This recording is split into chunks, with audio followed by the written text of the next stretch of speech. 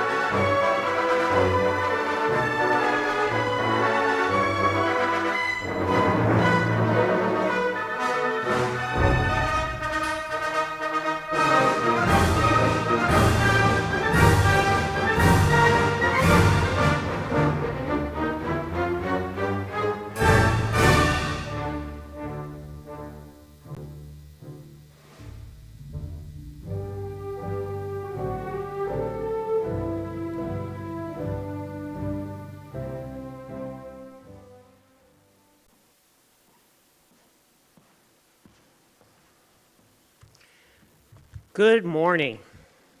It is a great day. This is our favorite season here at Dalhousie, celebrating our graduates and those who have supported them. Welcome to Dalhousie. My name is Wanda Costin, and I have this distinct honor and privilege of serving as the Provost and Vice President Academic here at Dalhousie University. Please be seated.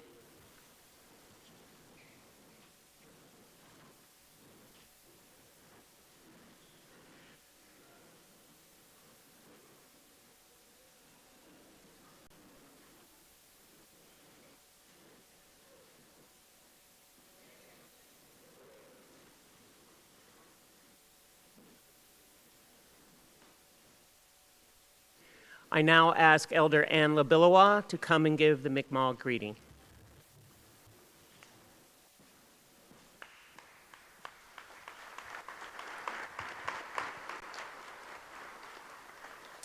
Williixikbug.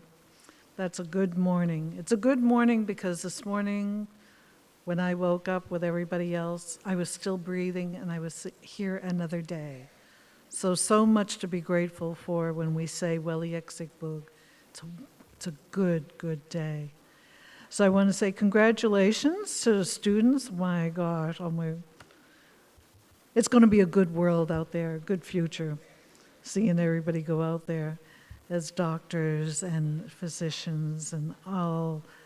We're going to be well taken care of. And congratulations to the families that got them here, because without you, they wouldn't be here. So that is so special.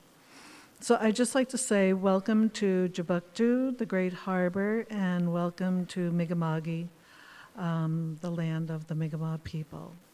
Our ancestors welcome your ancestors with open arms, and that's what Untjalasi means, the word welcome. It's saying, welcome. I welcome you into my home, my lodge. Come take the best seat of the house next to me and sit with me, and I will share everything that I have with you. And this is what the people always did, to welcome anyone. So just take a moment where I always have to take a moment just to be able to close your eyes and meet your sacred breath that was given to you, because we do not breathe on our own. This gift was given to each and every one of us without any judgment, without any kind of segregation or anything. It was given to all with love. So if we could just take a moment and close your eyes. If you're not comfortable closing your eyes, that's perfectly fine. But as you take a breath in, just like a newborn baby does, you take that breath in through your nostrils and you let it out. And when you let it out, you let all the anxiety and frustration of getting here and all the excitement of what's going to come after, just let that all be. So let's try that. Take this breath in. Feel it as it goes in through your nostrils. And then release it very gently through your nostrils again. This breath in. And this breath out. One more time. This breath in as you breathe the life force of creation. You are well and whole. And this breath out. So much to be grateful for. And allow your shoulders to just melt. Allow yourself to be as vulnerable as possible in this moment, because you are safe, you are grounded, and you are whole. Just for a moment. And to always remember, everything in creation breathes with you. From the minerals to the sun, the moon, the stars, the trees, the winged ones, the ones that crawl, the two-legged, the four-legged, the waters, the animals that live in the waters. All of it breathes with you. Because without one of those elements, we would not be able to be who we are. So thank you, Great One. Thank you for giving me this breath today. Thank you for loving me this much. And thank you for guiding my brothers and sisters that are gathering here today to celebrate who you've created us to be, the best that we can be. And we give great honor. We pray from our hearts, and we continue on this journey. Guide our feet, our hands to respect the beautiful things you have created, including yourself, so that when my eyes fade like the setting sun, my spirit can come to you without shame. Tahoe, this breath in, and this breath out, and release your shoulders. And allow yourself to just be for a few seconds.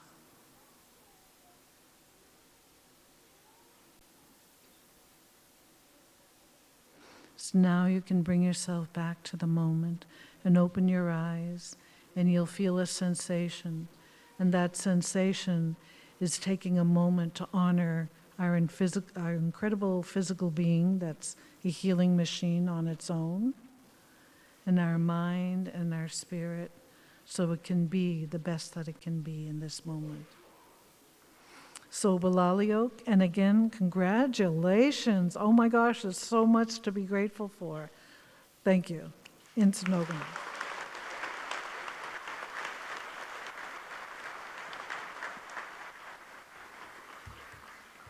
Thank you, Elder Ann.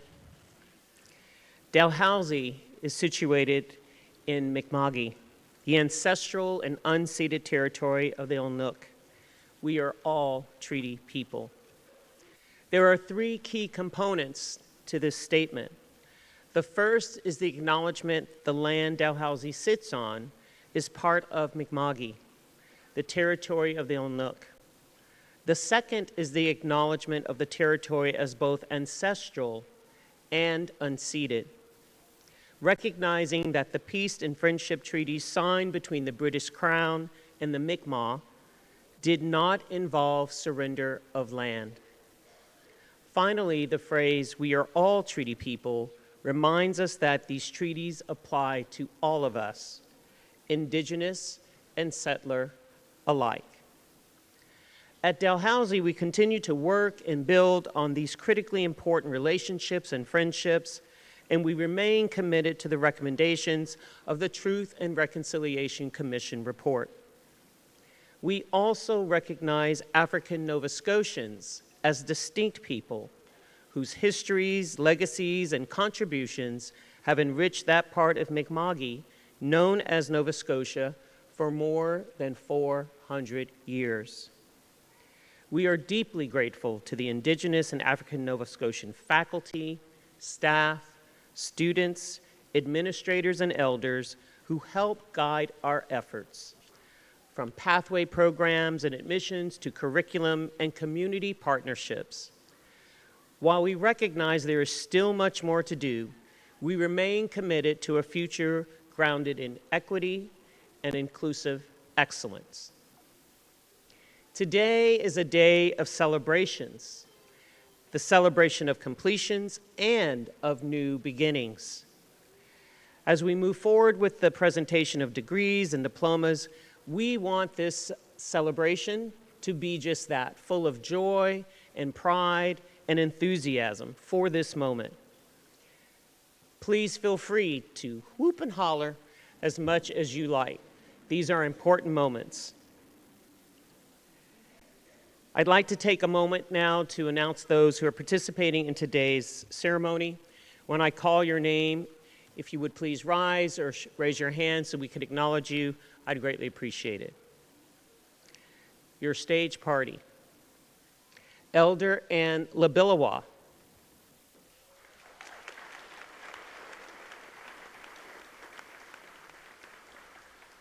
Dr. Rustam Southwell, Chancellor.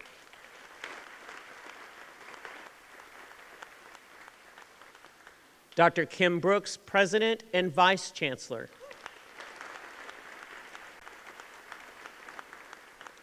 Dr. Sachin Sheth, Chair of Senate.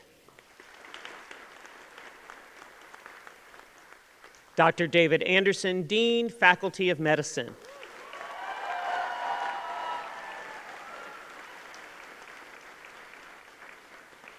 I miss being a dean. Dr. Michael Clory, Assistant Dean, MPAS Program.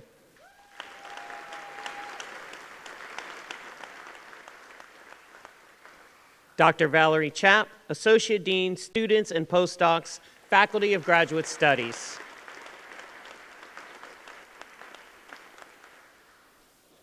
Dr. Graham Gagnon, Vice President, Research.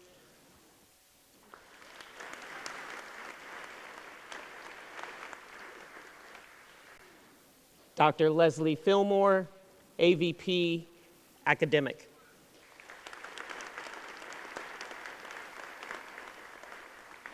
Dr. Rick Ezekiel, Vice Provost, Student Affairs. Timmy Idris, recipient of the Rosemary Gill Award and University Beetle.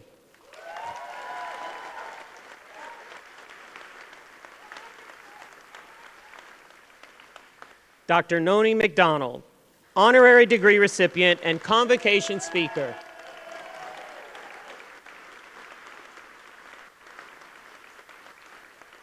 Please be seated. We also have with us today faculty members and staff members who are both on stage and in the audience who have helped support our graduates in their success. We acknowledge you as well. Please stand.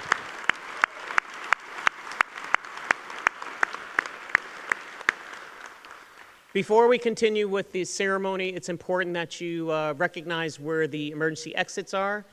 Behind you, you will see there's green signs. Those are the ways that we get out. We really need you to be mindful of these aisleways because these are the exit lanes, so please try not to crowd into those other than to leave and come back in. We also would like to note that there is a quiet space located one floor up in room 412. Thank you.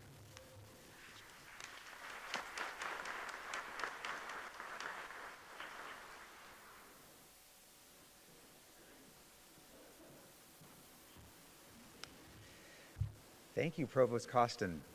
We will now commence the conferring of degrees. Graduates, if you are able, please rise or wave to the audience. if you can get up.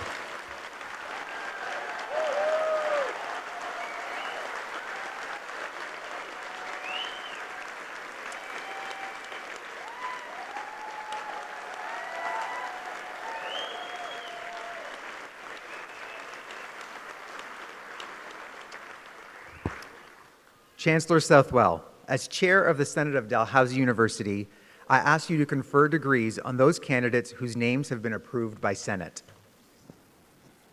By virtue of the authority vested in me and in Dalhousie University, I admit to their respective degrees and diplomas with all the rights, privileges, and responsibilities pertaining thereto, those candidates who have fulfilled the requirements of that degree and whose names have been approved by Senate.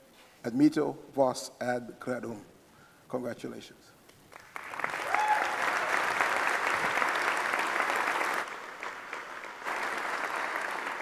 Graduates who are standing, you may now be seated.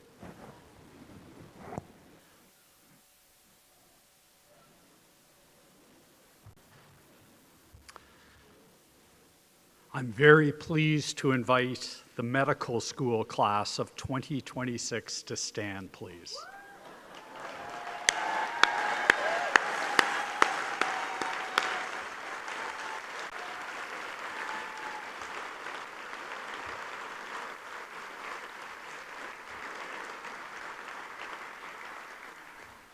And for Dr. Mara McNeil to lead our graduates in the Hippocratic Oath.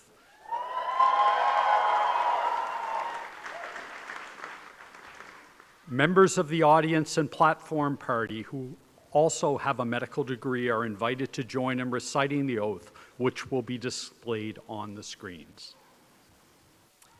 The Hippocratic Oath has served as a guide of conduct for the medical profession through the ages.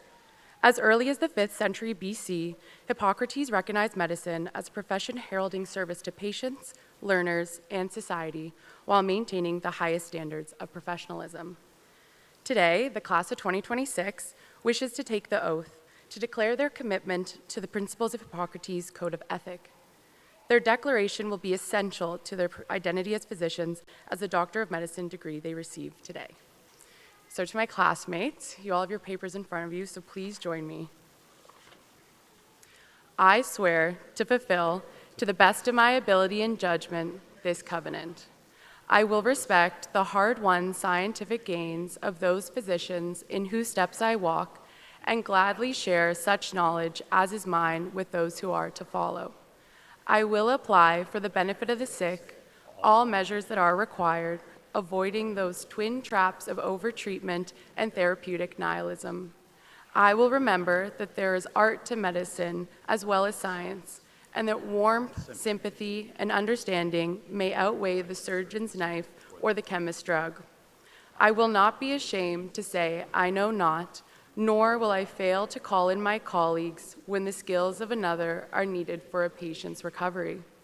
I will respect the privacy of my patients, for their problems are not disclosed to me that the world may know. Most especially must I tread with care in matters of life and death. This awesome responsibility must be faced with great humbleness and awareness of my own frailty. Above all, I must not play at God. I will remember that I do not treat a fever chart, a cancerous growth, but a sick human being whose illness may affect the person's family and economic stability. My responsibility includes these related problems if I am to care adequately for the sick. I will prevent disease whenever I can, for prevention is preferable to cure. I will remember that I remain a member of society with special obligation to all my fellow human beings, those sound of mind and body as well as the infirm. If I do not violate this oath, may I enjoy life and art, respected while I live and remembered with affection thereafter.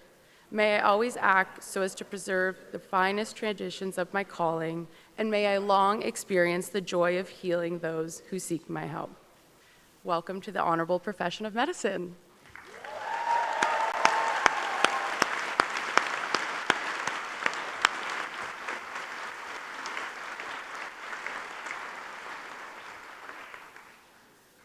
We have been witnesses to your pledge and hope that you will continue to hold these principles throughout your entire career.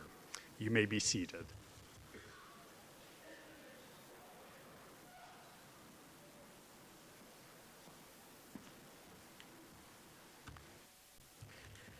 Graduates, this is the moment you've been waiting for, the moment you've worked so hard to achieve. It's a moment of transition from student to alumni and to your medical profession. For some, it will be your, well, for you, it will definitely be at least two, but maybe third time you're crossing the stage.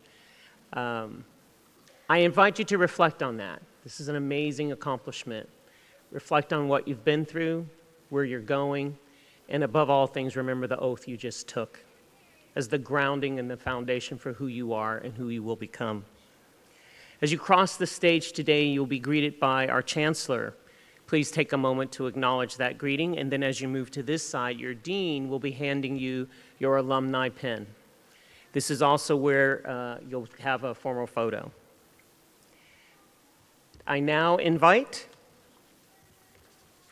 Dean David Anderson, Dr. Michael Clory, Dr. Valerie Chapp, and Ella McDonald, our orator and alumni from the Fountain School of Performing Arts, to present the candidates who are here today receiving their degrees.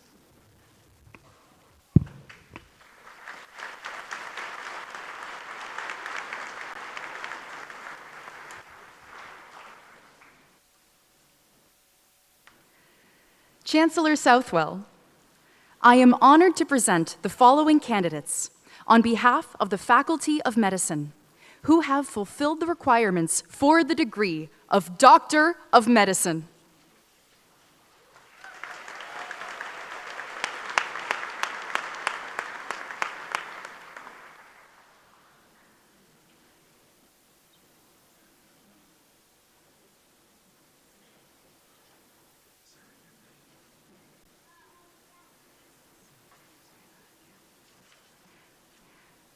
Khadija Abdulfetta Hussein Abuwaji.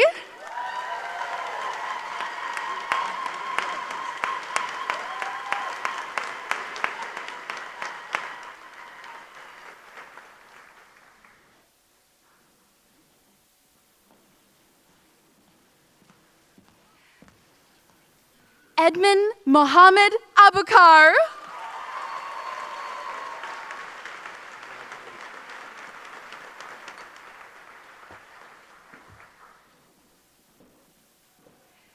Emma Margaret Adkins.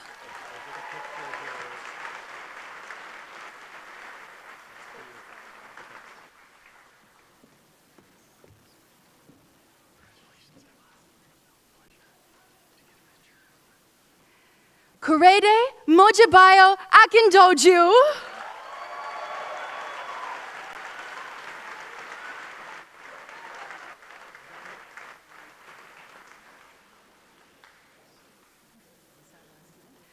Abdallah Alanezi.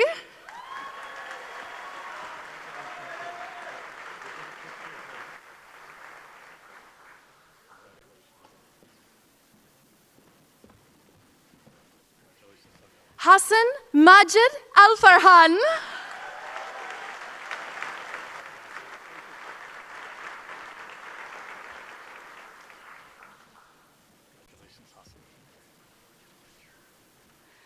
Samar Zara Ali.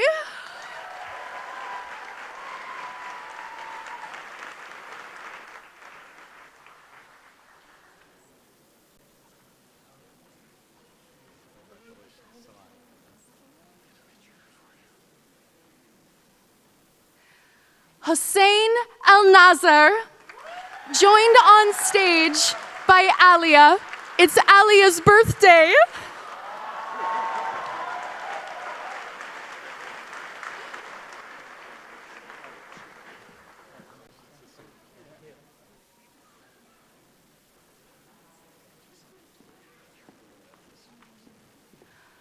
Omar Altora.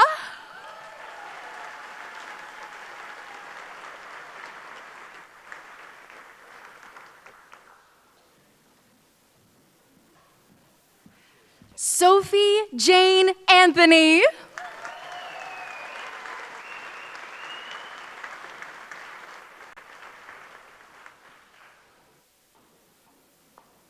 Scott Joey O'Coin.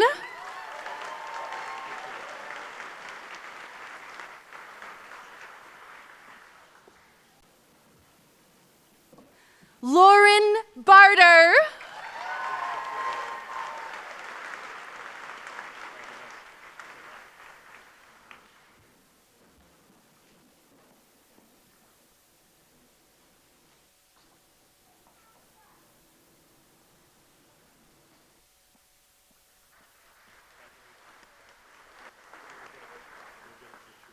Adam Beckett.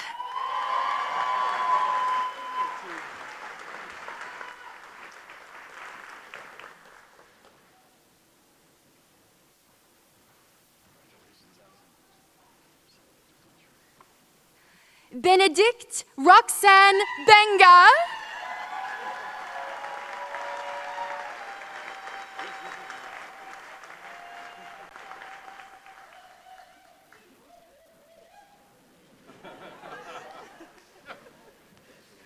Julia Ann Bent.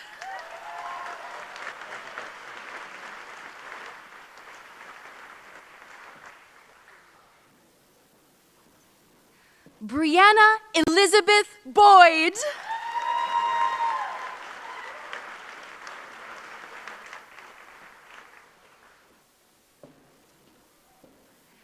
Cassidy Jane Bradley.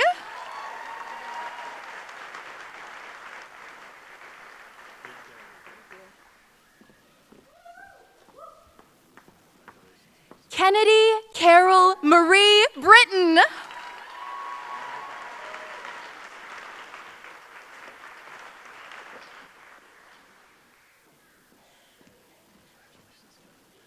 Laura Elizabeth Burge.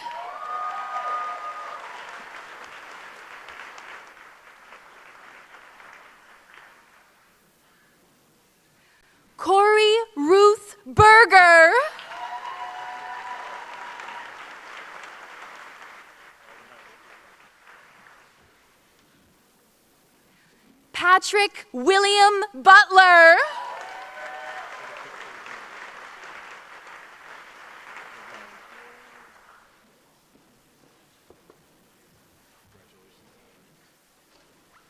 Momin Jamil Baidoun.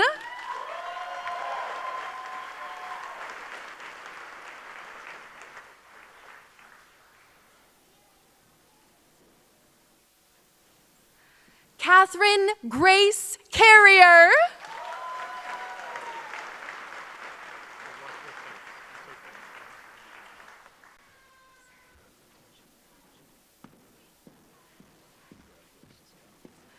Adrian Chung Hin Chan.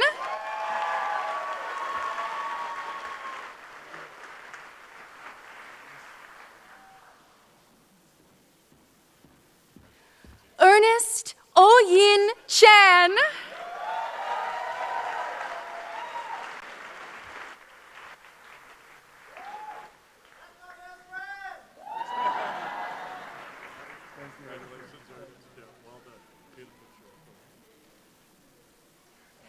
Abraham Anthony Shidiak.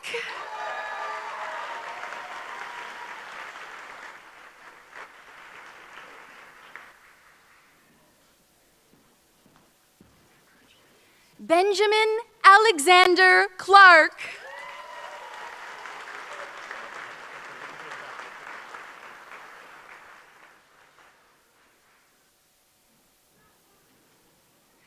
Cassandra May Coyle.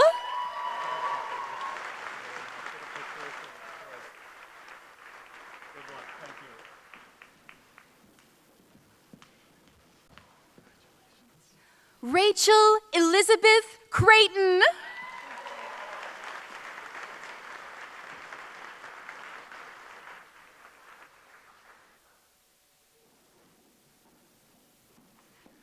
Cameron Isaac Kroll.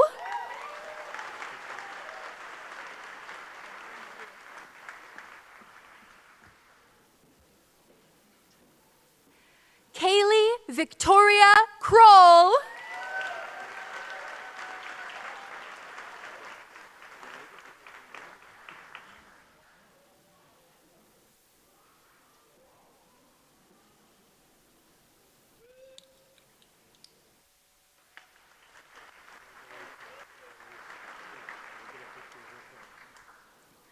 Margaret Mary Davis Curry.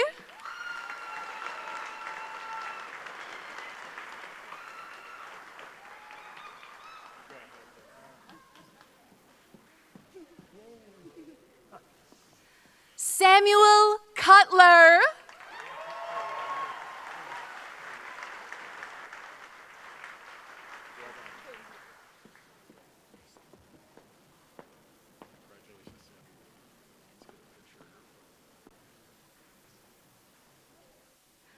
Margaret Lois Dawn, joined on stage by Fiona.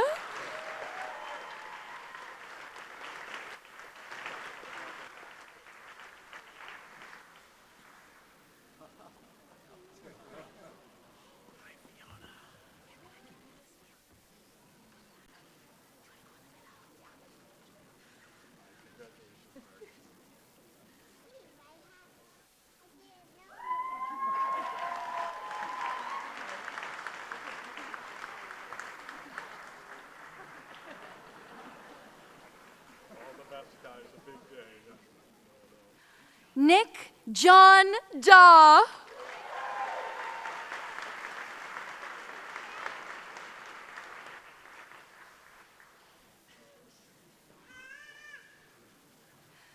Danielle DeVette.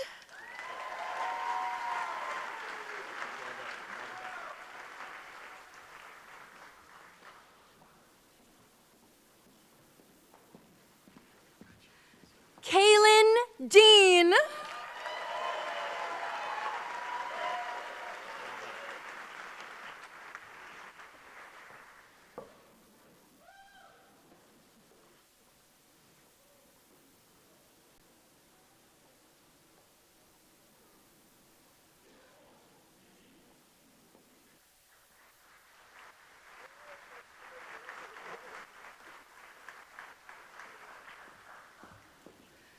Sarah Elizabeth Down.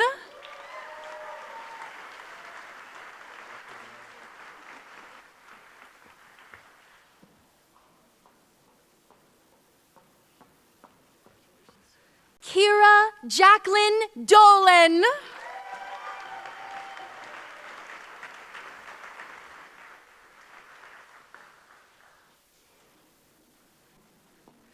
Matthew Ryan Donovan.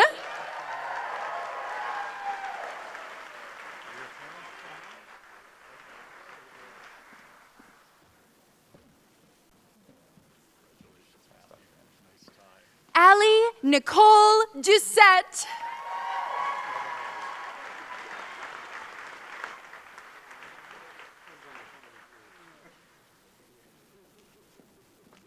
Luke John Dignan.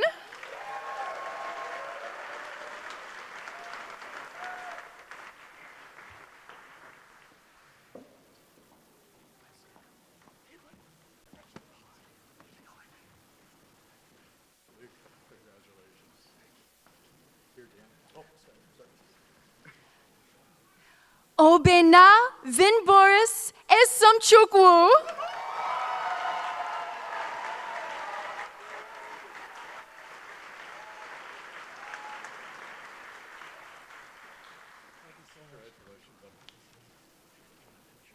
Cameron Cecilia Nicole Evans.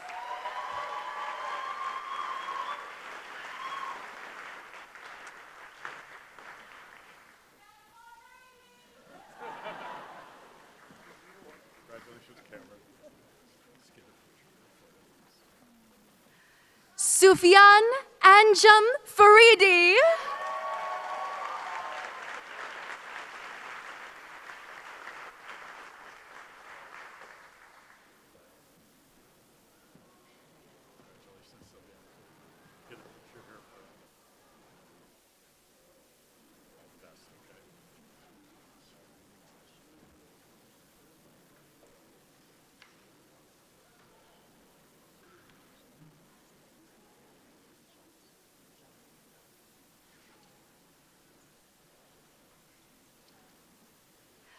Renaj Kelvin Forbes. Joined on stage by Jet Jackson.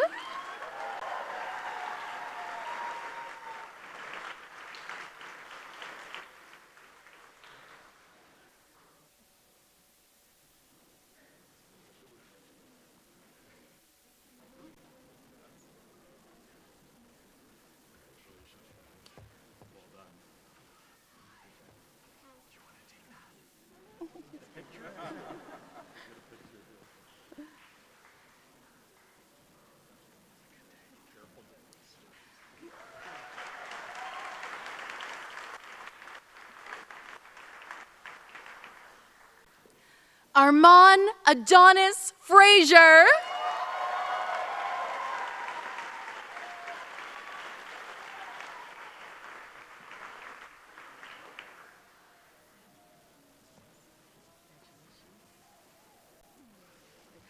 Laura Ann Funicelli.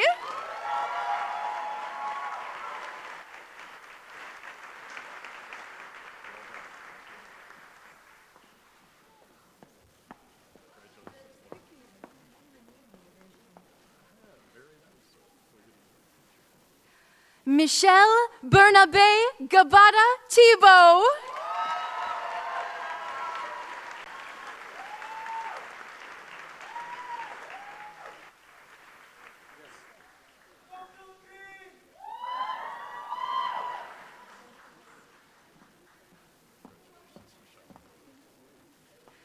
Myrna Gergis, recipient of the Andrew James Cowie Memorial Medal.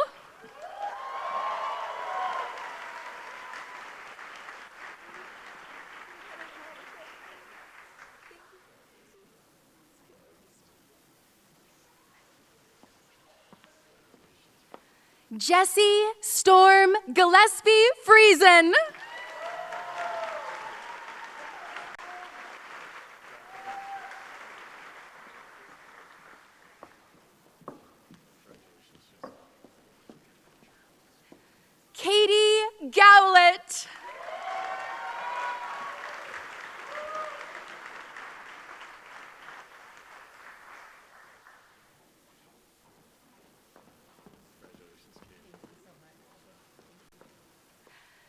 Andrew Harding, recipient of the Stewart Gold Medal in Medicine.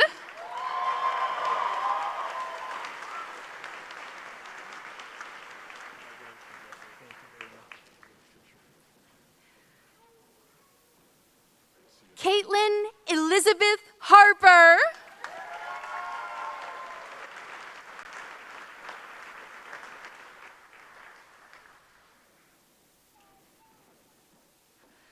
Thomas Oral Hatfield.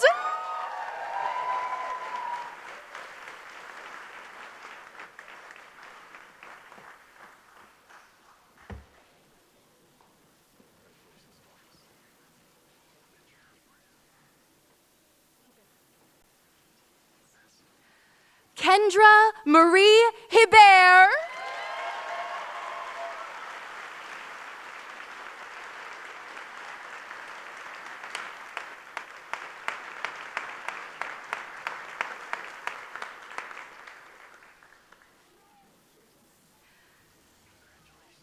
Matthew Alexander Holmes.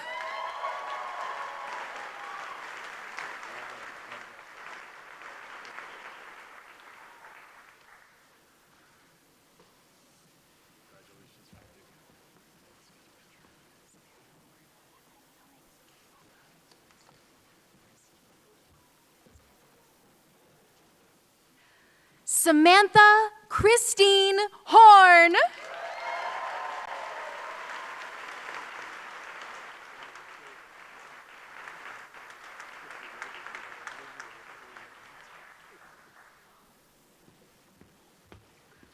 Rachel Marie Horner.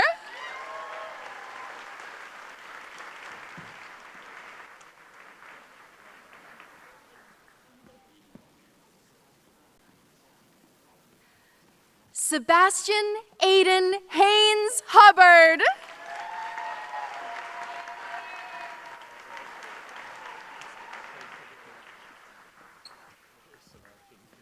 Allie Inman.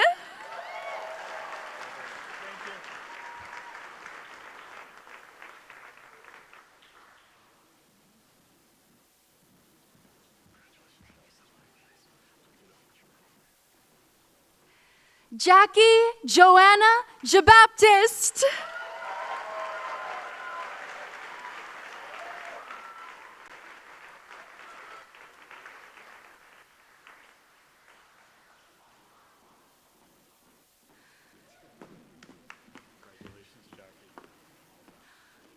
Christy Ann Joyce.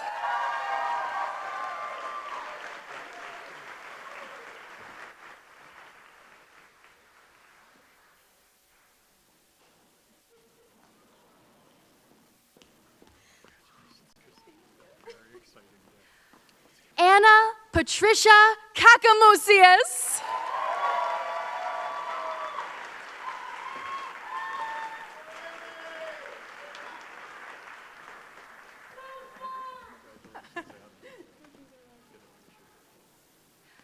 Neha Sanjay Katote.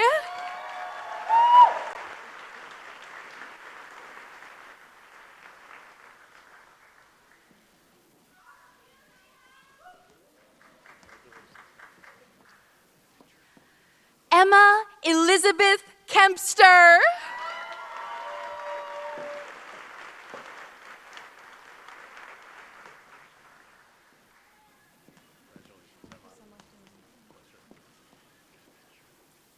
Suyan Sarah Kim.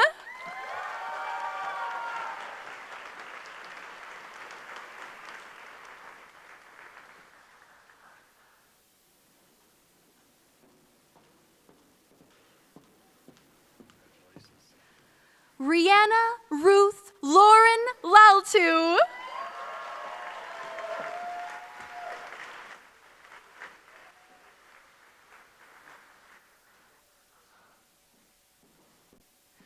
Gabrielle Jacqueline Landry.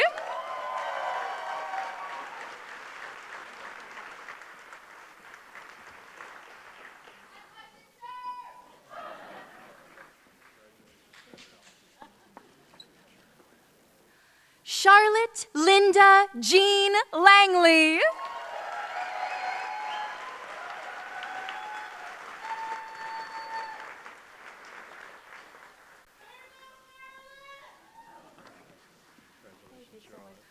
Robert Francis Theodore Larace.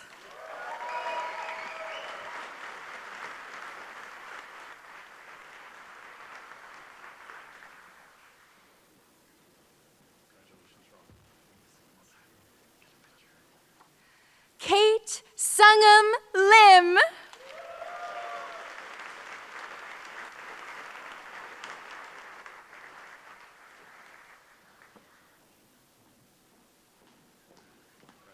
Dara Liu.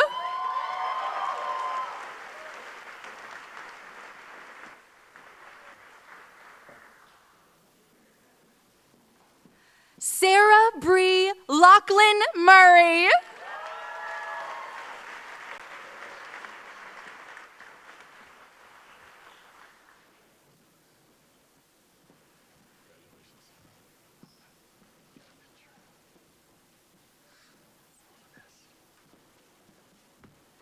Victoria Dawn Lutz.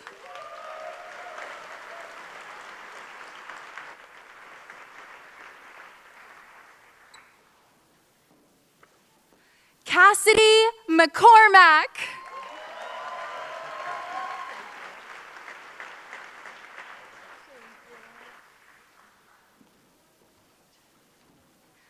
Alexa Grace McDonald.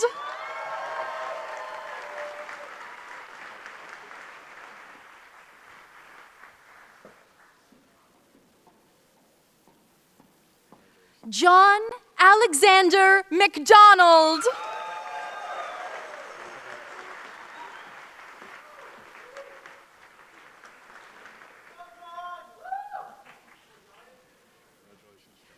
Luke Alexander McDonald.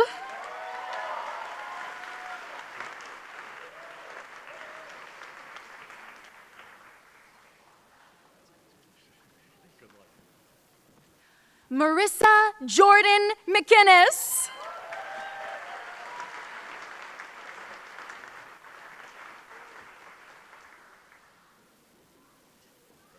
Olivia Catherine McIntyre.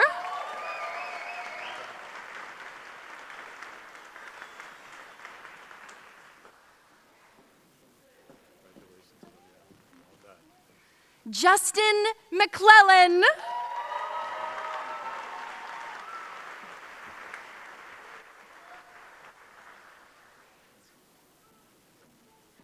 Kenzie McNeil.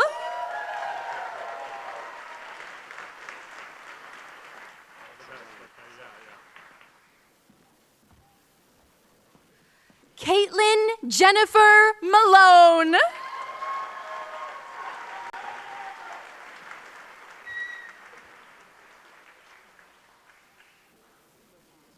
Carly Diane Mayhew Gallant.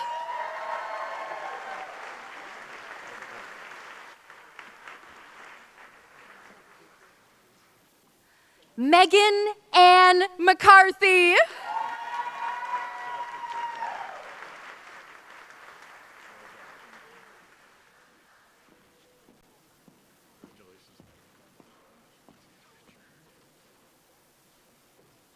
Chantel Marie McCracken.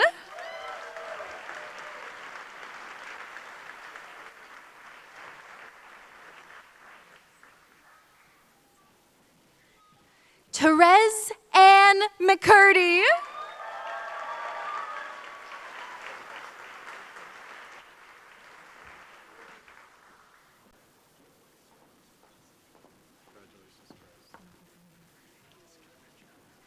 Catherine McIntosh.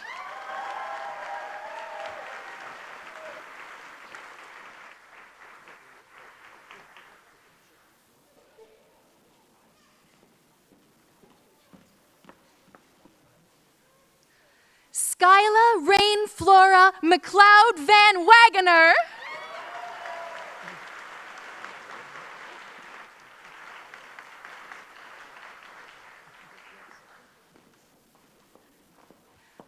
Jacqueline Ann McNeil.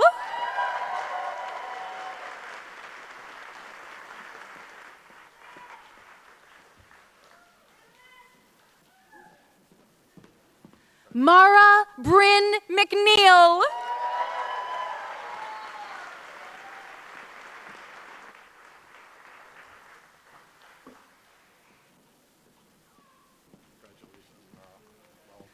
Ramiz Reda Mikhail.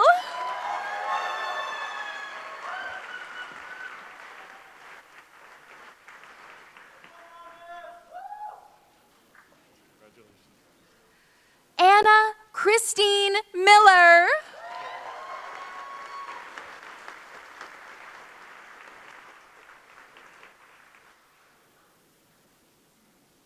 Wade Christopher Miner.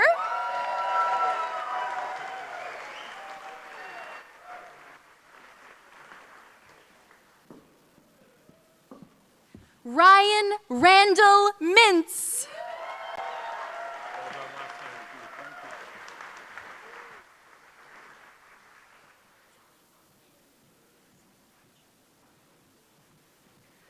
Amir Sama Misreki.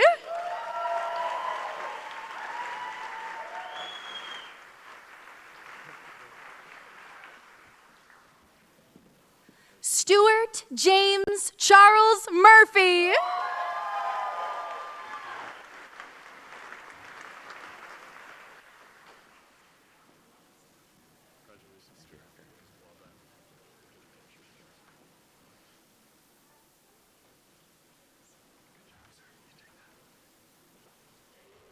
Sigrid Lorena Gimfuck Mbodi.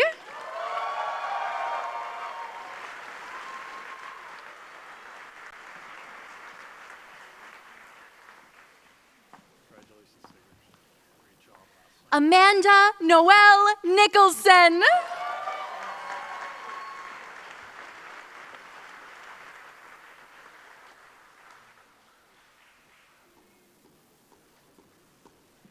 Harold Jungun O.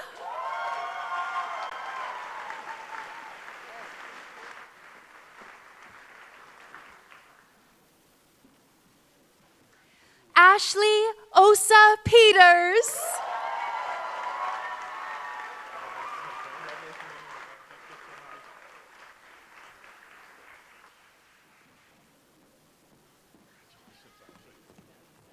Meredith Olivia Cummings Otley.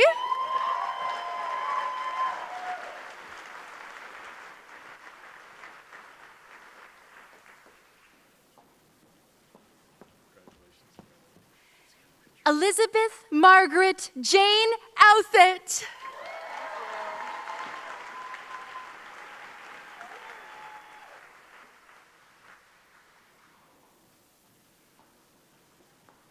Julia Florence Joanna Pafil.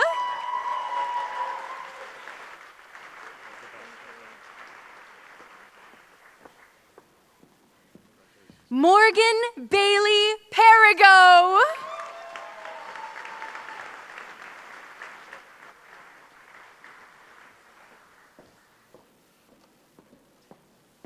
Benjamin James Peterson.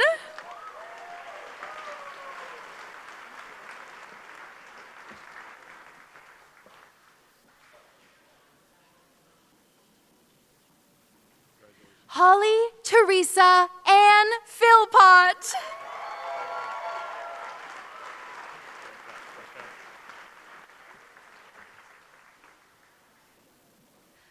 Olivia Piccolo.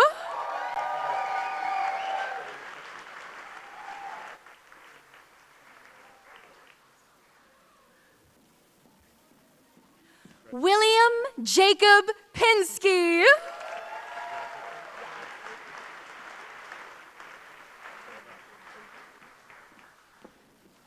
John Charles Porter.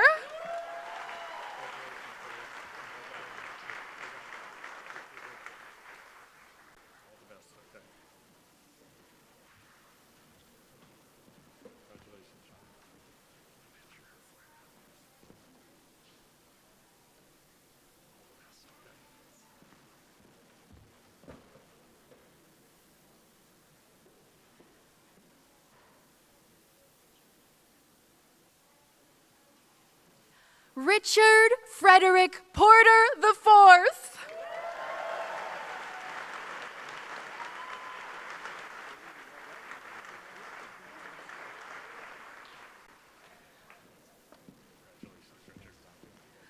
Madeline Elizabeth Power.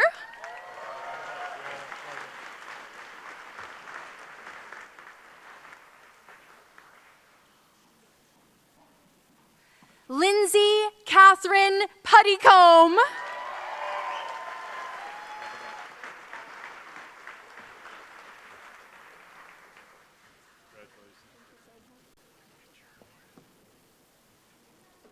Matthew John Stephen Quigley.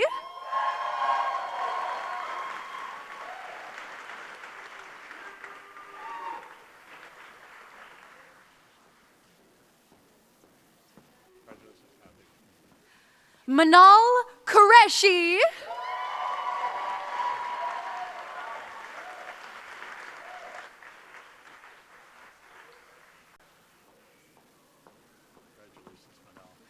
Kristen Lee Reeves.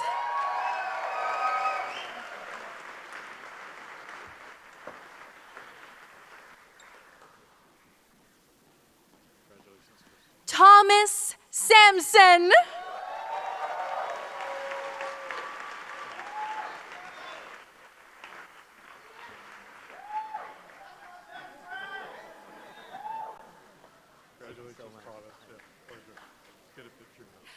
Rebecca Lane Scanlon.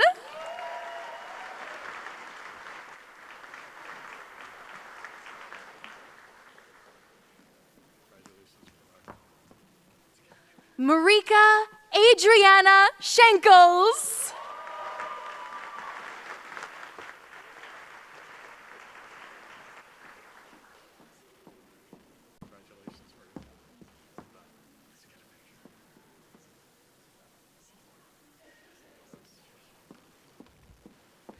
Youssef Suleiman Sifau.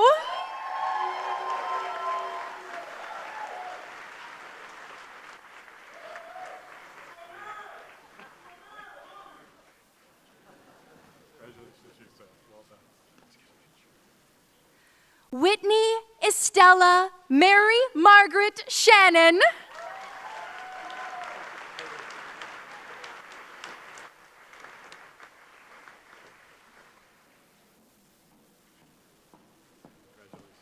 Jonah Samuel Joseph Shannon.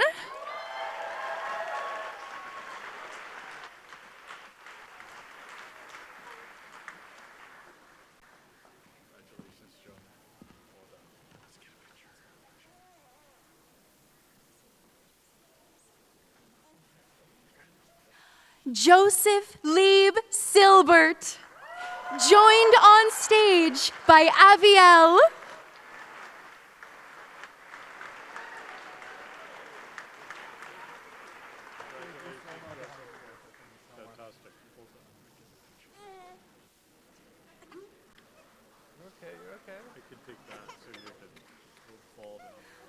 Maria Diane Simmons.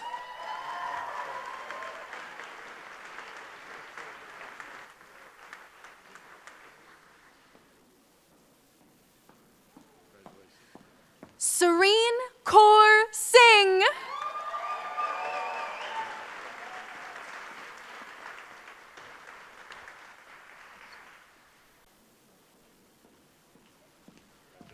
Daniel Patrick Smith.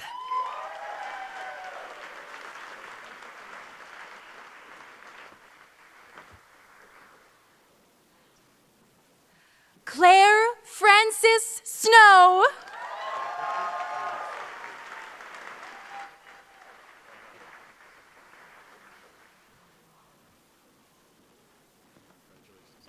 Jasmine Sodi.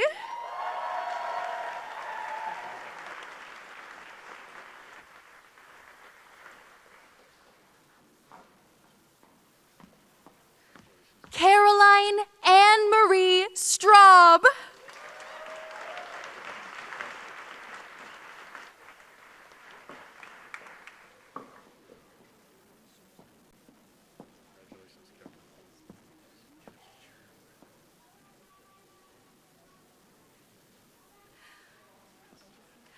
Matthew Aaron Suchsdorf, joined on stage by Lucas and Penelope.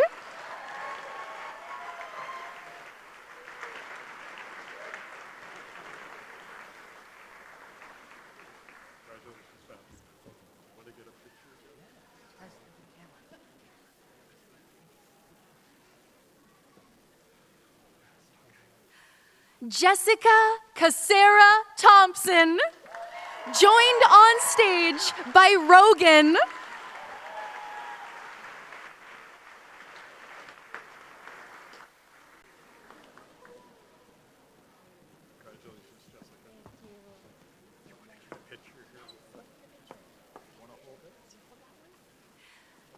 Jesse Hudson Wells, joined on stage by Vera and Annie.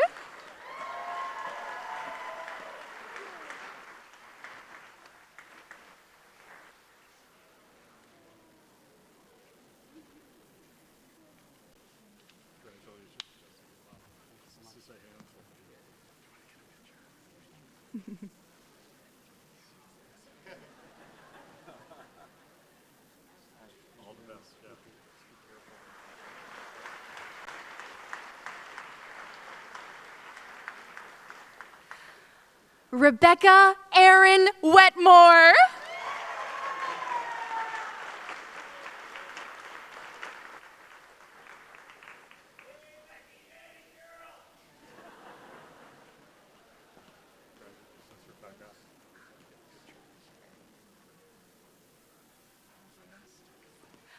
Andrew Williams, joined on stage by Olivier and Benoit.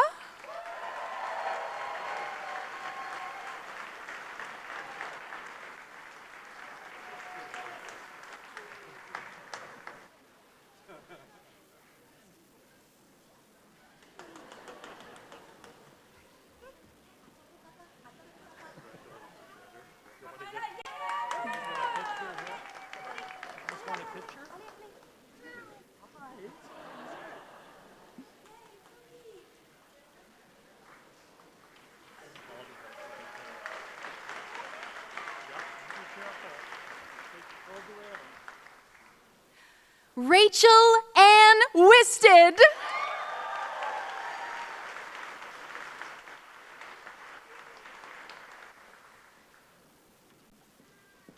Mitchell Wright.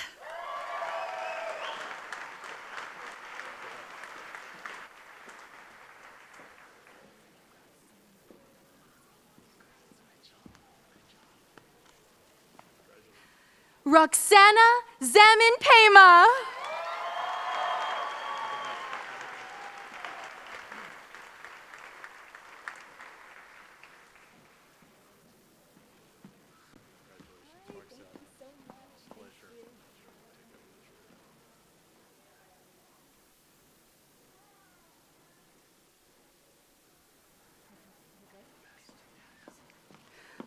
This concludes the presentation of candidates for the Doctor of Medicine.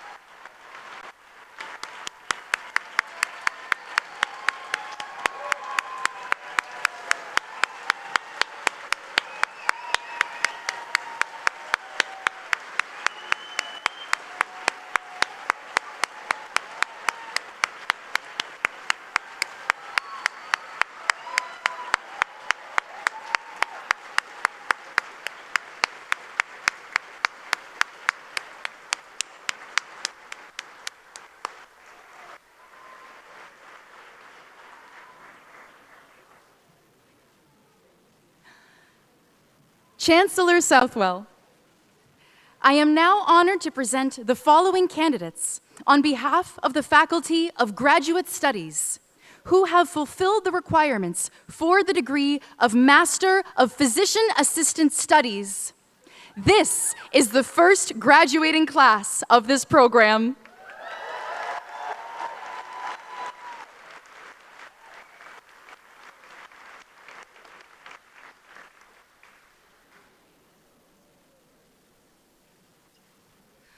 Julianne Georgia Hope Avery.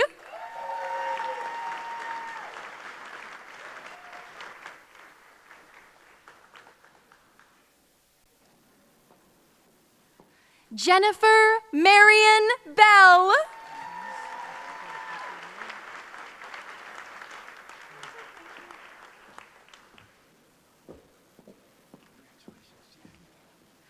Cameron Gregory Robert Cromwell.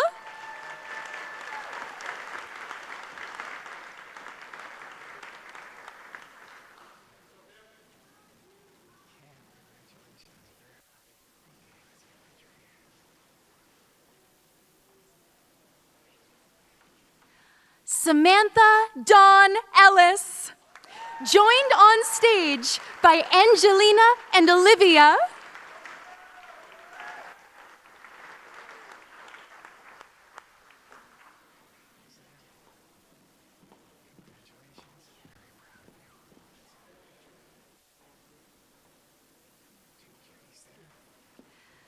Emma Keshin.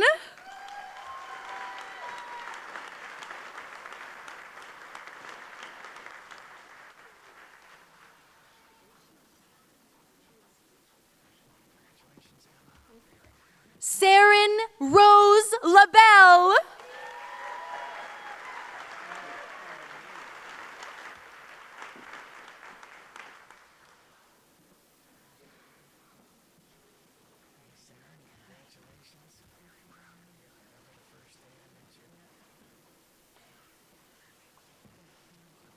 Tara Alexis Lapointe, joined on stage by Lachlan.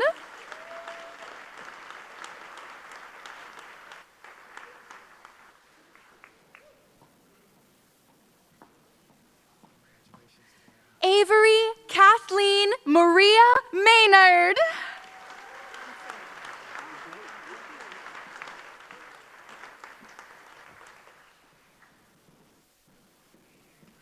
Devon Minocha.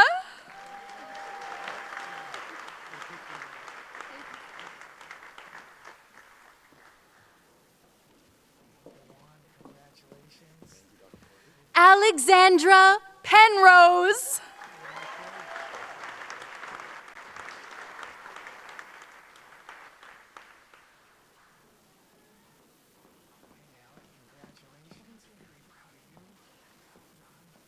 Justine Caitlin Poitra.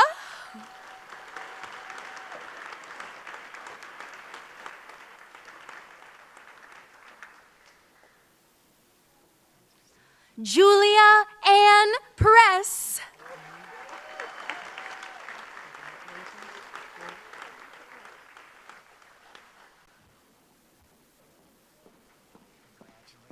Medina Elizabeth Sutton.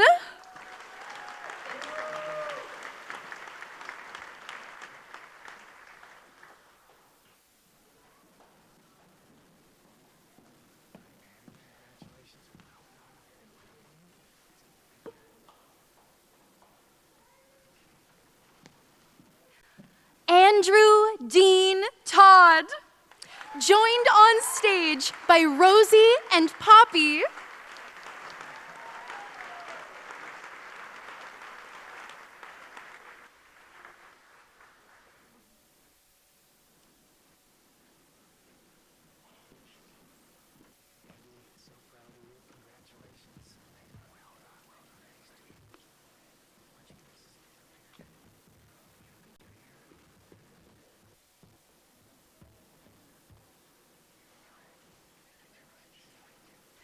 This concludes the presentation of candidates for the Master of Physician Assistant Studies.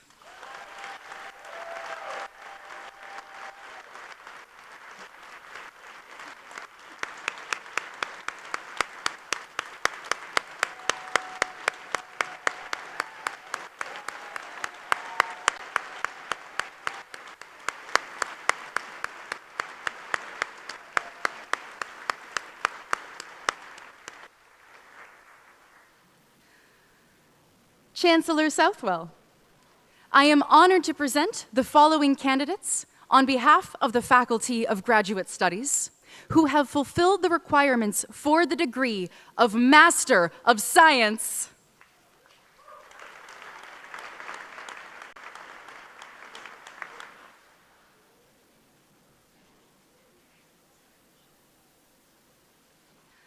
Arezu Afshari,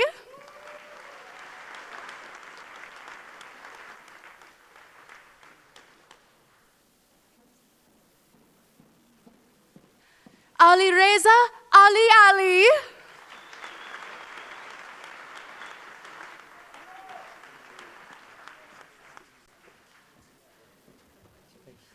Jessie Patricia Ann Cullum,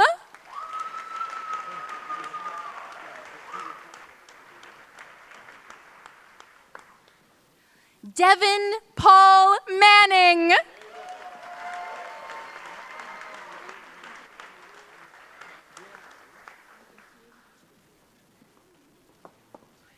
Bridget McCann,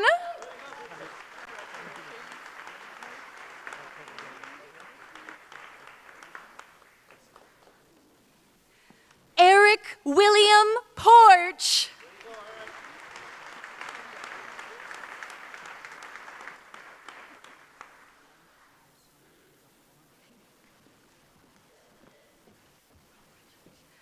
S.M. Kauser Zafor Prince,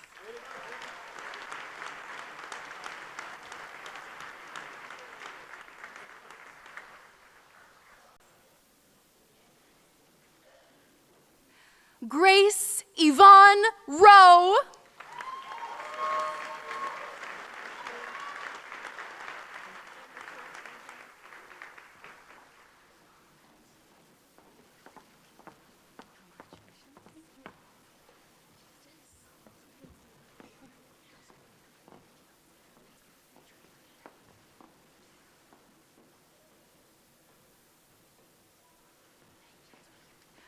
This concludes the presentation of candidates for the Master of Science.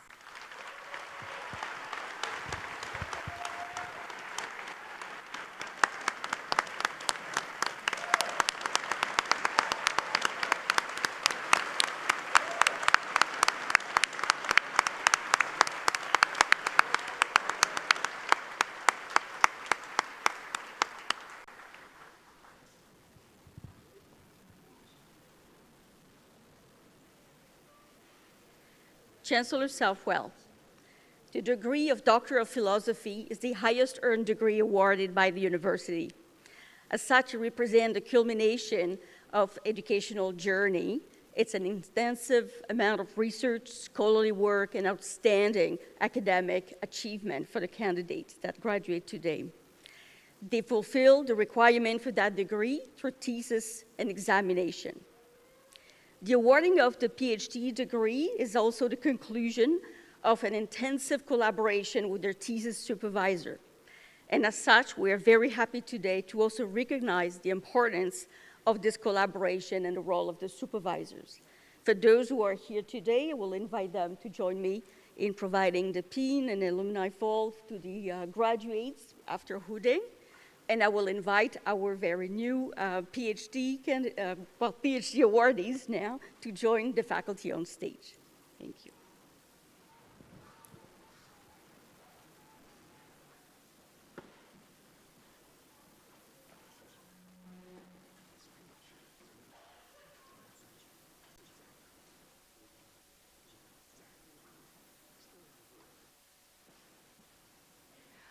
Joel David Beerer, Doctor of Philosophy in Medical Research, supervised by David Horn and Jean Marshall.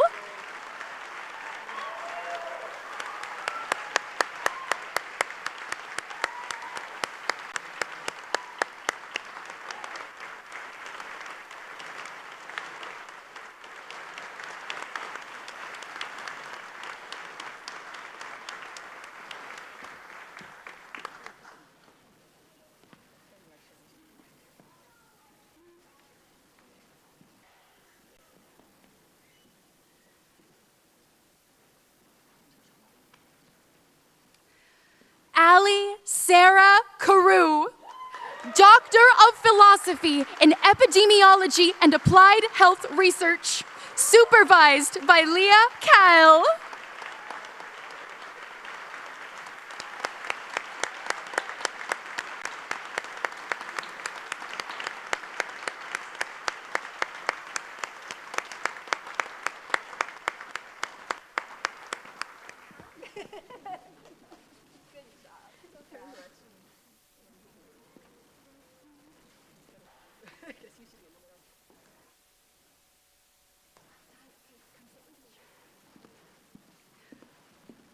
Chancellor Southwell, this concludes the presentation of candidates who are here today to receive the degree of Doctor of Philosophy.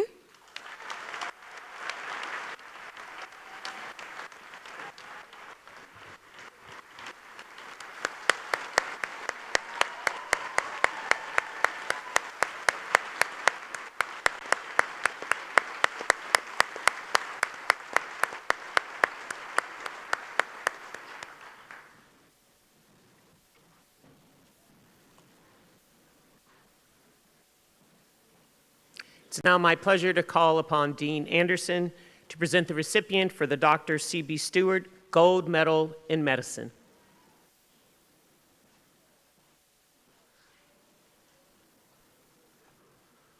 Thank you, Dr. Costin. The Chester B. Stewart Gold Medal in Medical Award is given to the graduate with the highest academic standing at Dalhousie Medical School. I'm pleased to announce the 2026 recipient of this prestigious award is Dr. Andrew Harding.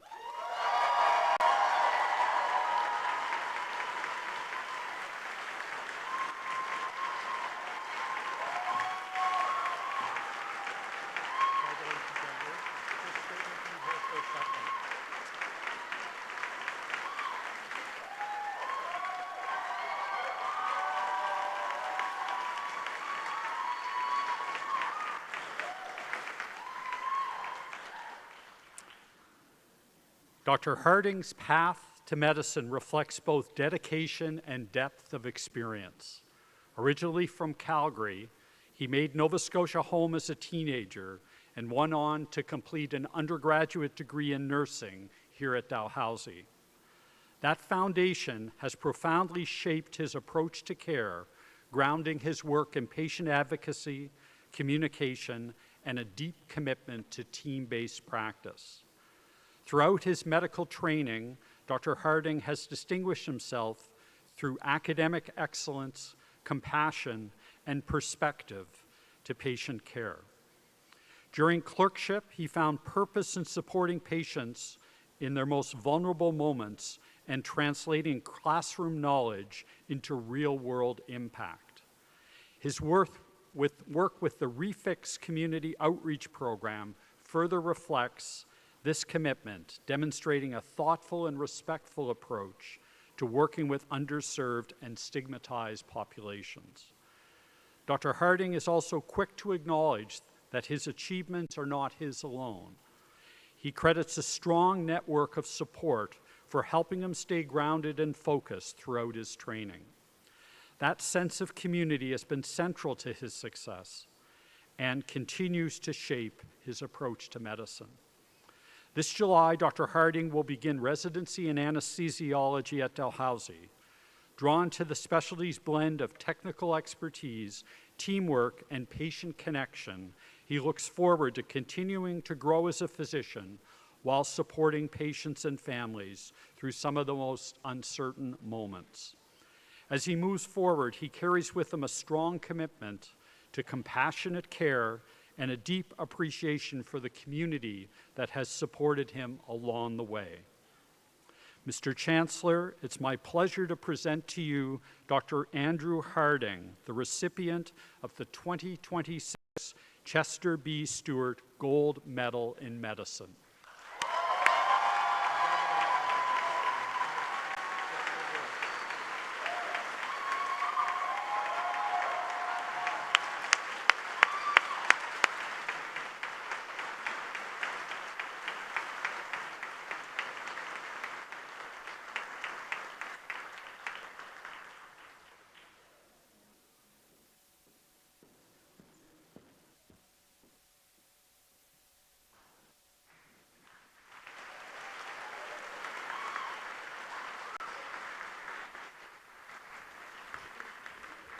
Congratulations, Dr. Harding. I'd now like to take a moment to recognize you, the families and friends who have supported our graduates today. They would not be here without the foundation, love, and support that you have provided. Thank you for all you've done for our graduates.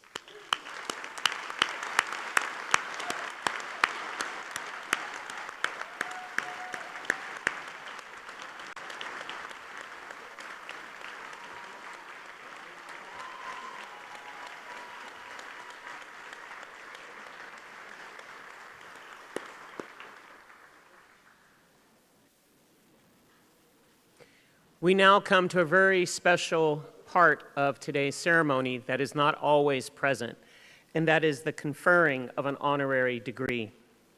The conferring of an honorary doctoral degree is the highest honor a university bestows. I call now upon Dr. Sachin Seth, Chair of Senate, to present the candidate for the degree of Doctor of Laws, honoris causa.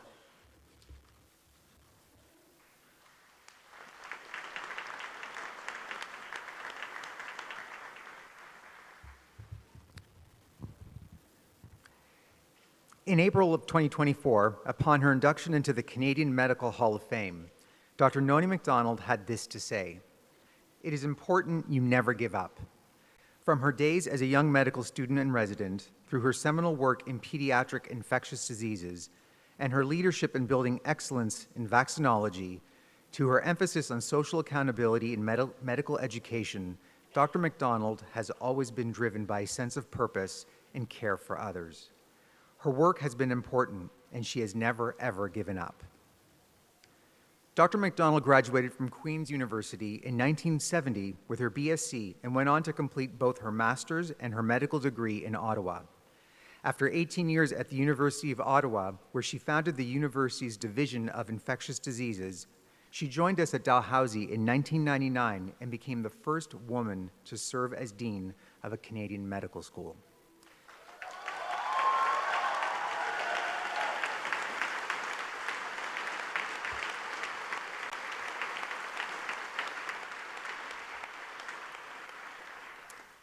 Among Dr. MacDonald's many and legendary accomplishments over the last 4 decades is that she was the first Canadian pediatrician to be certified in pediatric infectious diseases. She made significant advancements working with cystic fibrosis patients and on the front lines in the early days of infectious diseases like HIV. She was the founding editor of the first Canadian pediatric journal, Pediatrics and Child Health, and she has made remarkable contributions to global health and immunizations through her work with the World Health Organization.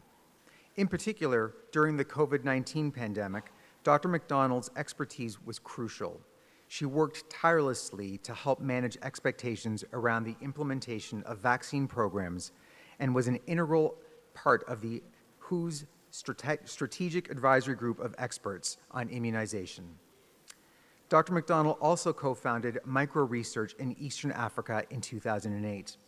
The program empowers local healthcare providers to address community health issues within their own context, culture, and resources. The program has now trained more than 1,800 individuals in Africa, and she has employed its innovative techniques right here at home, empowering communities in Nova Scotia and other provinces.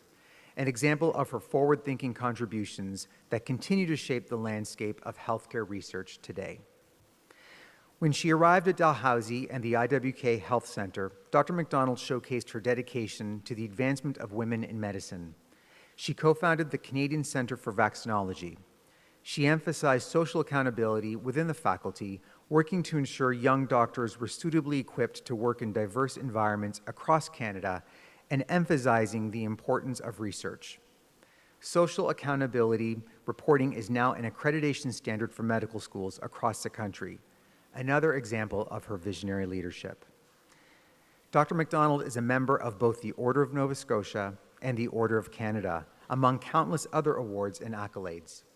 Dalhousie is thrilled and humbled to add this esteemed recognition today to her impressive list of honors, and offers our thanks to her for reminding us all what is important and to never give up. In recognition of her innovative, visionary work and the tangible differences she has made in the lives of her students, colleagues, and people around the world, I ask you, Chancellor, in the name of the Senate, to bestow upon Dr. Noni MacDonald the degree of Doctor of Laws, honoris causa.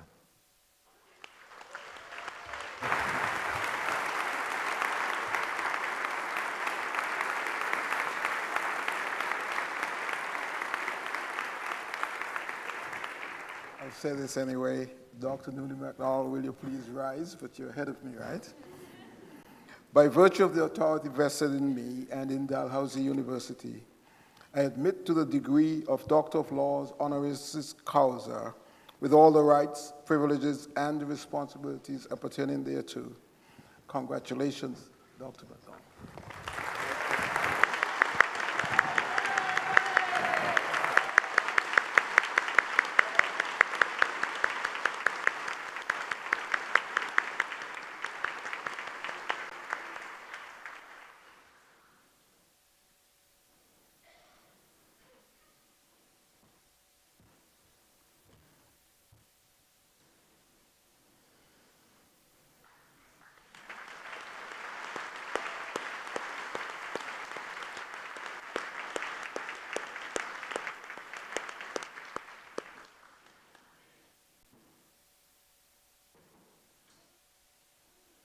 Thank you, Chancellor, and congratulations, Dr. MacDonald. We are honored to have you with us today, and I now invite you to deliver the convocation address.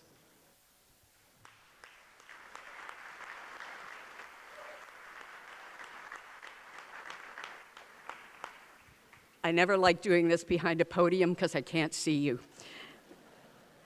I am deeply, deeply honored to be standing on this stage in the Cohen to receive this honorary degree from Dalhousie University. One truly never expects such an accolade. However, this is a very bittersweet moment for me. As some of you know, the letter from President Brooks informing me of the honor came at a very hard time in my life, in January 2025. The life of my husband of over 55 years was coming to an end.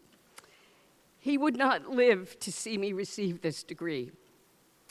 And that was not easy. But President Brooks arranged for the degree to be printed and framed and came to my home to present privately with Dean Anderson and with my cousin Margot Kirk and her husband, Professor Emeritus John Kirk there, supporting my husband. Doug died 4 days later. The memory and the pictures of that are very special to me. I didn't know if I could get through this part here.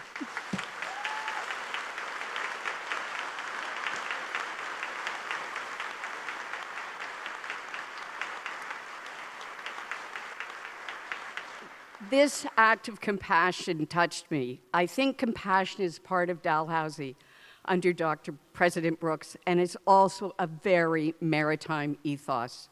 It is a focus of our communities and how we care about the people around us. I hope each of you take compassion on this life journey that you are on from here on. When I set out for university after high school, I wanted to do medical research, inspired by the serious health problems my sister had as a child. It was only when I was doing my master's in immunology and microbiology that a professor suggested that I might be interested in medical school. This was a time when most medical schools had a quota on the number of women that could be admitted, same as there was a quota on the number of Jews or blacks who could be admitted. My class at the University of Ottawa was the first one to come that didn't come automatically out of high school, and there was no limit on the number of women that would be allowed in that class. As a medical student and resident, I set out to be the best I could be, as I had seen how an innovative pediatrician at the Montreal Children's Hospital had made my sister's life possible. Truly, all I've ever done, as was said, was try to address problems that I saw on the ward, in the emergency room, and in the community. If there was no evidence, then you have to ask a really good research question, find the evidence, and make the practice or the policy or the program better. I've been blessed to have had many opportunities to ask questions and find answers, and then change practice and policies. I've had the privilege to work with some very extraordinary people to make changes in many facets of healthcare, both here in Canada and beyond. So keep your eyes and ears open. Many opportunities will come your way if you look and you listen well, and often when you're least expecting them. I really want to only emphasize a few points to these graduating students. We need to be the best we can be at our job, especially in healthcare, in health research, and policy, because our communities depend on us. The community has helped each of you with your training. We are a publicly funded medical school and healthcare system, thank goodness. I did one of my infectious disease fellowships at the University of Rochester in Rochester, New York. I so disliked that the first thing you did as a fellow was open the chart to find out how the patient was paying, because it completely changed what you would offer that patient. And thank goodness we don't have that here.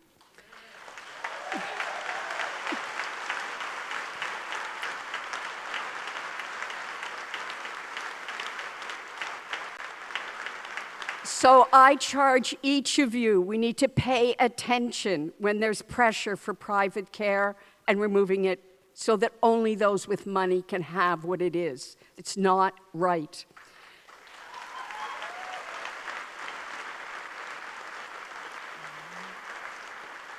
Further, we need to pay attention to what our communities need. We need to be socially accountable, working to improve the health of all our community members. As I'm getting older, like so many of my peers, in 1975, when I graduated from medical school, those over 65 only represented 8.5% of the population. We are now an estimated 19.5%. Canadians are indeed living longer. Medicine and healthcare are changing, and the needs are changing, and even more. There is much to be done, and much we need to learn how to do better and how to be more efficient and effective in what we deliver. Each of you need to not only do your job well, but also make improvements. Seeing gaps is what pushed me to ask the questions so I could do better for my patients. I hope you will do the same. Please keep asking questions. We need to find answers to so many questions. This is the key way we can improve health outcomes across our country. This also applies to research. Are you asking questions that matter? Will that research lead to change? Can you do more and find more answers? That brings me to my next point, the big shadow of climate change.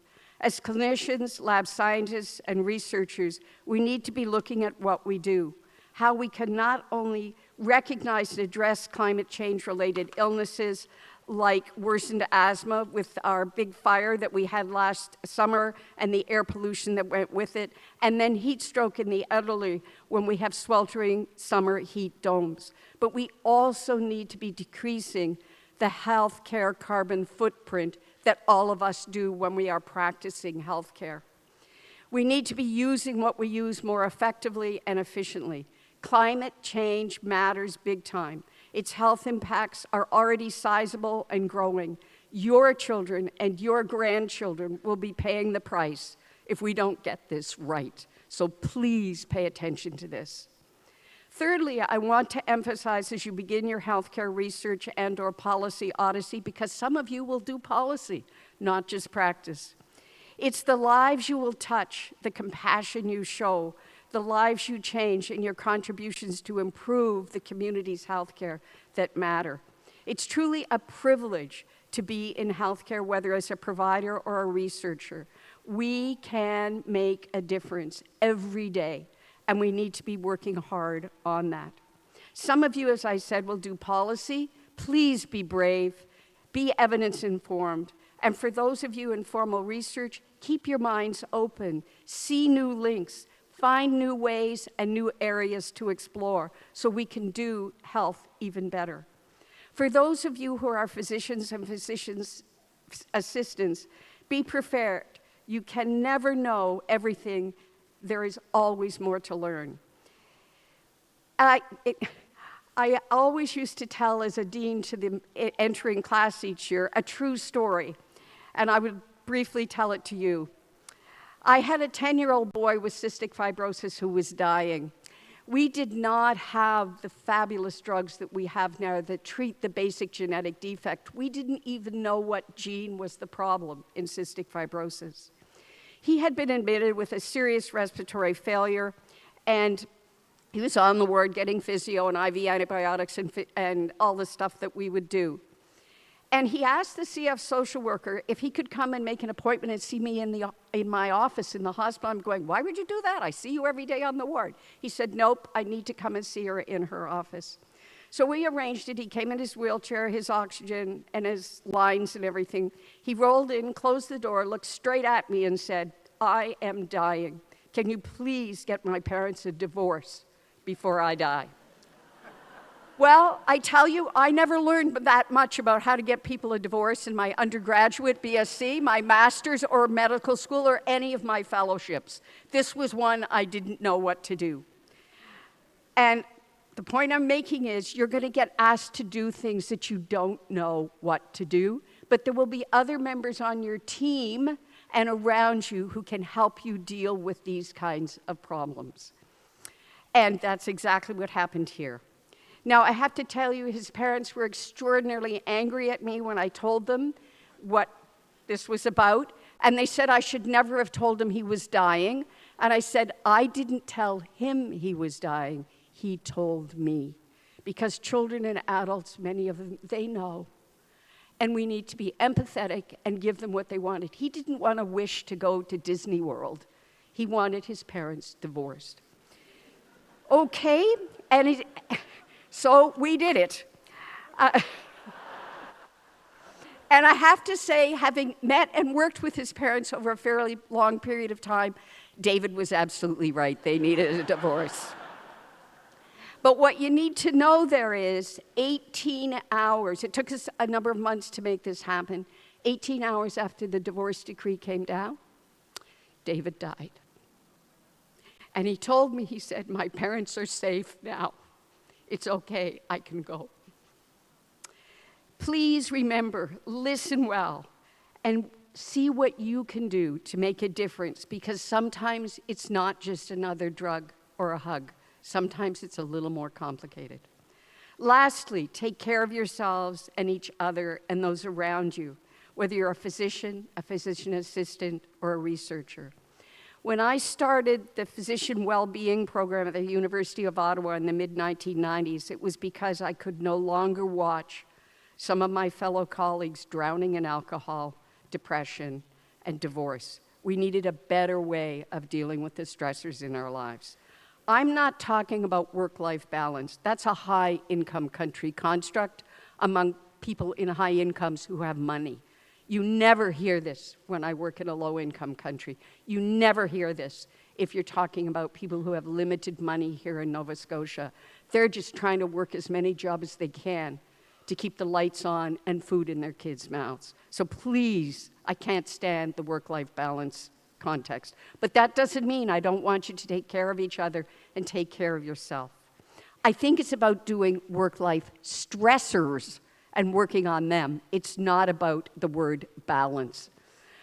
So develop an understanding of what it takes to keep you on track. Your residency program and out in your first practices, this will help you. Find out what it is that can put your soul back together. Find out what it is that gives you peace, and really work on that. Work on that with your families and your friends around you.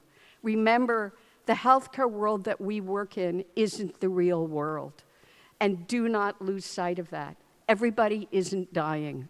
Or as my daughter would say, who never got to get a mental health day in school when she was not feeling well, Mom, I have to be so sick to be able to stay home. I'm sorry, Kyla, what can I say? I didn't have that world part right at that point. When I look back, I remember so many patients, so many stories, and so many gifted teachers, colleagues, and researchers with such insight who helped me to make so many changes and helped me grow. I fully expect that some of you will do extraordinary things if you do your best. And what I really hope is that all of society can ask from us is that we do our best, and we keep on doing that with the gifts that we have been given. Ask questions, listen well, Status quo is not good enough. Show your colleagues kindness and compassion that we show patients. As Thomas Carlyle, a Scottish ethicist, said, what you can see and not see over is as good as infinite. If you will not look around and over and behind that problem, it's never going to go away, and that's our job, to try to get around that problem and fix it. May each of you ask many questions, find answers, and bring about the change that's needed. Don't get stuck by not being able to see over the problem. As we teach in microresearch, you have those two jobs. Do your work in healthcare really well, whether that's research or care, and then improve on it. Find ways that you can do that. So, well done, each and every one of you. These are not degrees that you just kind of go to Costco and buy. These are ones you earned with blood, sweat, and a lot of hard work. So good on every one of you. And remember all those people who helped you to get here. I was so pleased when Wanda made that point, because none of us ever gets here all on our own. My husband made a huge difference in what I could do in my life. Remember compassion, and remember that Maritimes value community. And on that note, best wishes on your way forward. Thank you.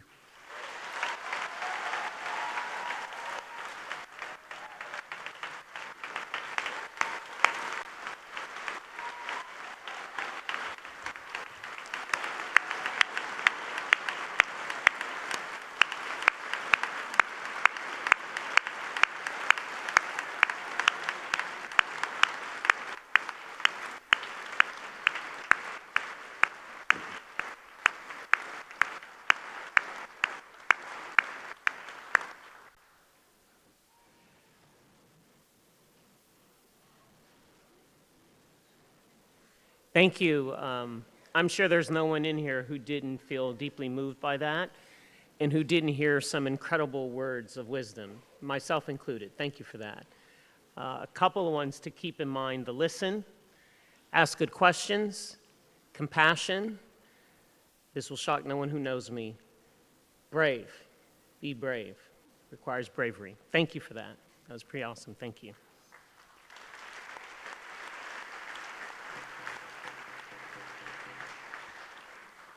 Graduates, today you were led into this ceremony and will be led out by our beadle, carrying the new dawn staff of place and belonging.